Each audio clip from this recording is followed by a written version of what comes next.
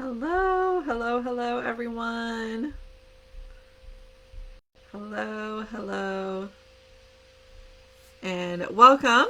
It is Sunday, May 5th, and this is our weekly Ask the Vet Q&A. So if you have a question, you're hopping on live, let me know by posting your comment in the chat. I can see those when I'm going live. I can't share them anymore until Facebook updates that particular quality or factor here. But I just want to say hi. I hope you're having a wonderful Cinco de Mayo, something we celebrate here in Texas. And we do have quite a few people that posted questions before the live. So if you're hopping on live, let me know that you can hear me. Let me know that you can see me okay and where you are from. I would love to know where everyone's chiming in from today. In the meantime, we will get to some of your questions. I do have one quick announcement, and that is that next Monday, we're going to be doing a truth about horse health webinar, and that is free for everyone. It's open to the public, totally free. In order to go sign up for that, you can register by going to essentialoilvet.com. essentialoilvet.com. You'll see on the banner there, you can click register. That is going to be really good. The replay will be available for everyone who registers. If you can't watch it right at, I think we're doing it at 7 p.m. If you can't watch that, then you can definitely watch the replay for 3 days. So we're going to have the replay available for 3 days. So, all right. So jumping into the questions for today, our first question is from Nikki Proctor. Nikki has two questions.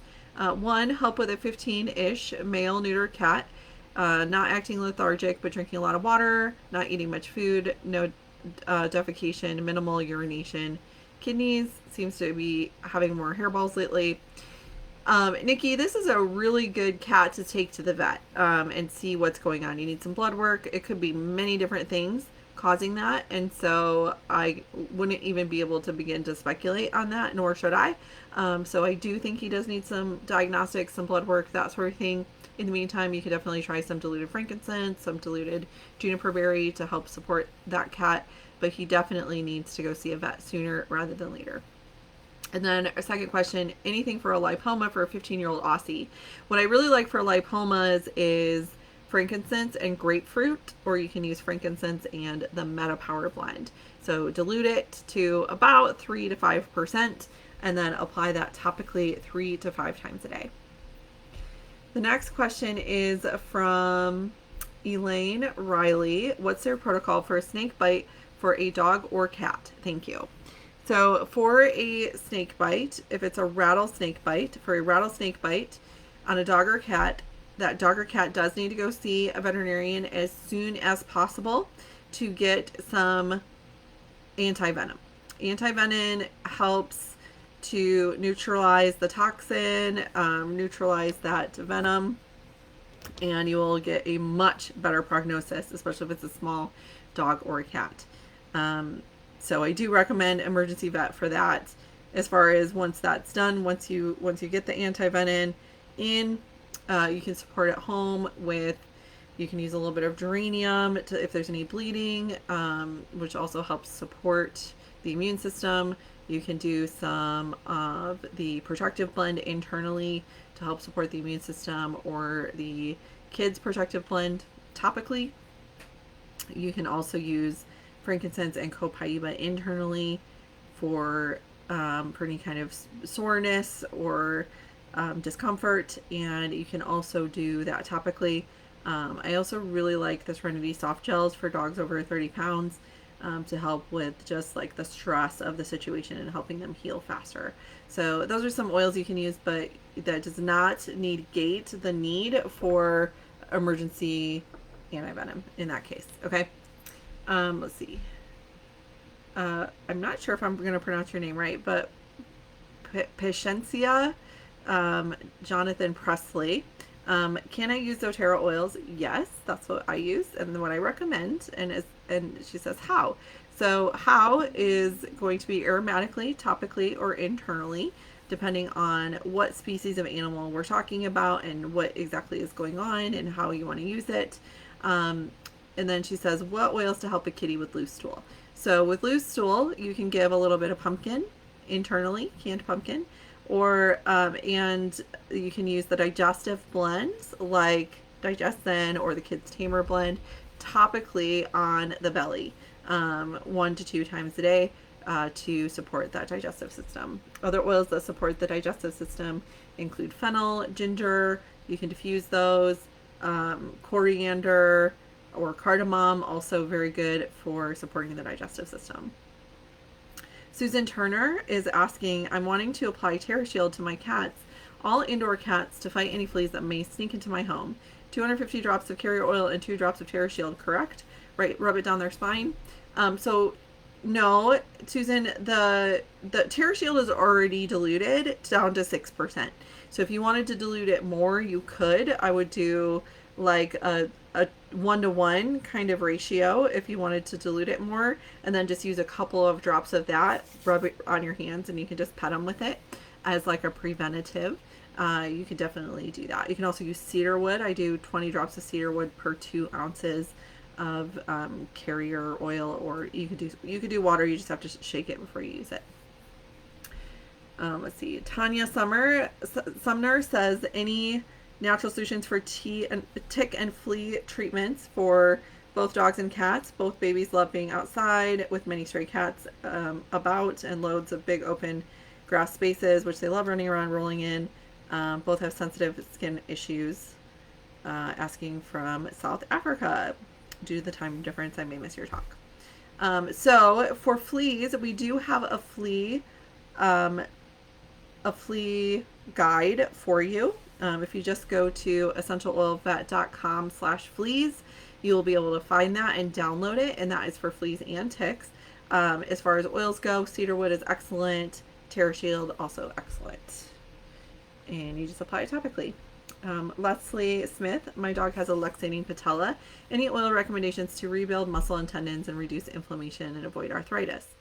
So Leslie, I do recommend giving an internal glucose, like joint supplement, which is usually glucosamine, chondroitin, and MSM. The one that I recommend is called New Joint DS, NUJOINT-DS, from nuvet.com, NUVET.com. And you can use my code, which is 27702, to order those if you're in the US or Canada. If you're in Canada, you do have to call it in. If you're in the US, you can just log into that at nuvet.com and use that code 27702 to order that. As far as oils go, you can definitely use the diluted AromaTouch. You can use a little bit of Siberian Fir and a little bit of lemongrass, all diluted to probably about 2 to 3%, and you'll be able to apply that 2 to 3 times a day to help support that right over that stifle, right over that knee joint, to help support that. And you can also give copaiba and frankincense internally, 1 drop of each, 1 to 2 drops. If your dog's over 50 pounds, you could do 2 drops of each twice a day, mixed with their food, to help support a healthy inflammatory response.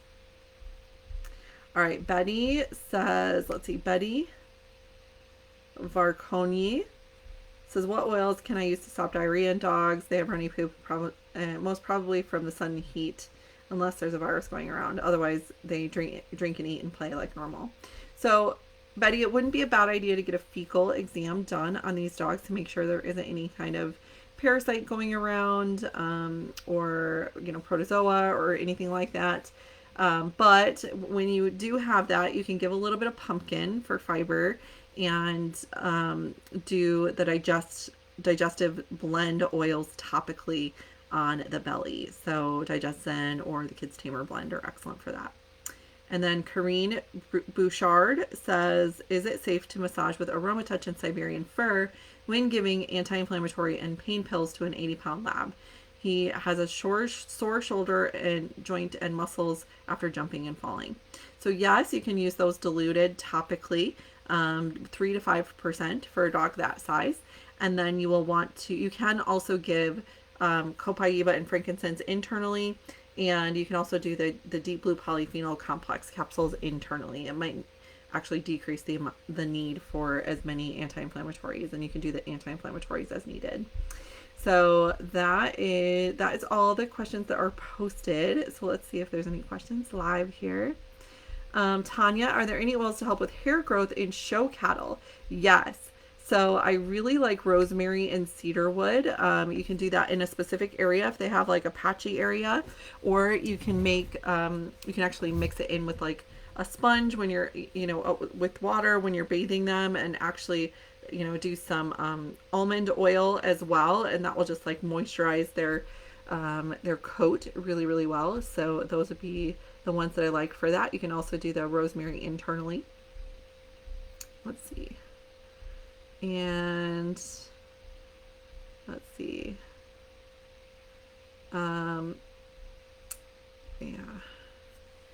Marie Sweet says, my dog has an eye ulcer. What oils do you recommend? So I don't recommend oils in eyes. Remember, oils in eyes don't really work. And so I do recommend you go, use the eye drops that your vet gave you, if that's what they were diagnosed with.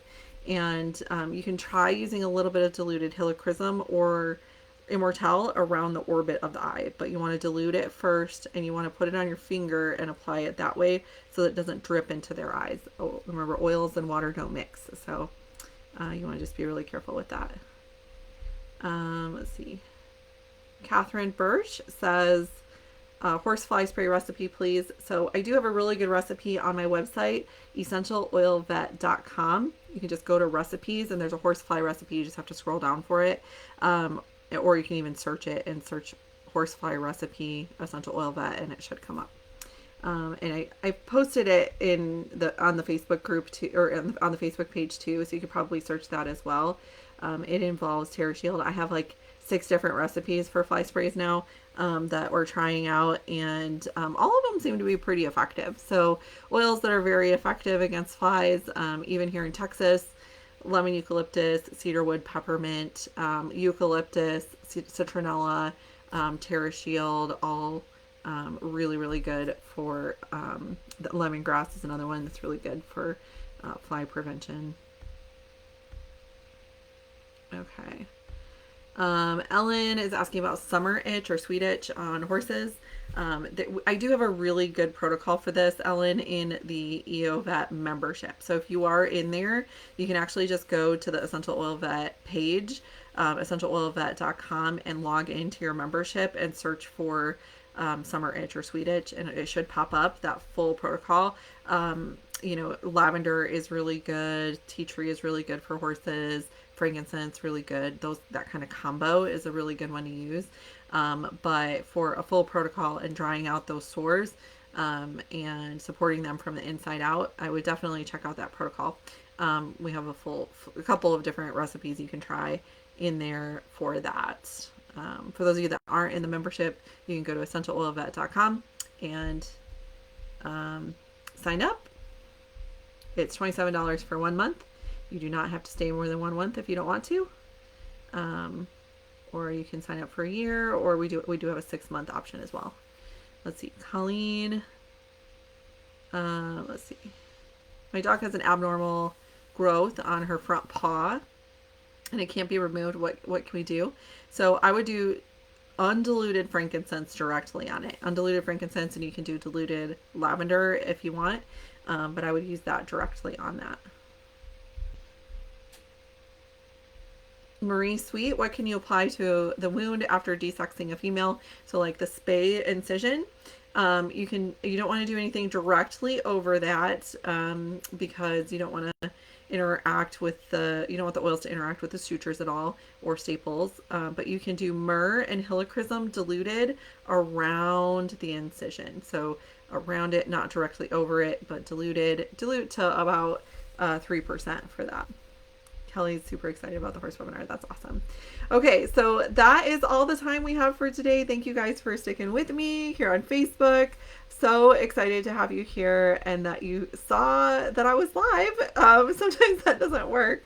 The more people we have watching live every Sunday, the more people will show up and be able to get their questions answered. I hope this was helpful to some of you, and I hope that if you know any horse people, you invite them to the free horse webinar on May 13th,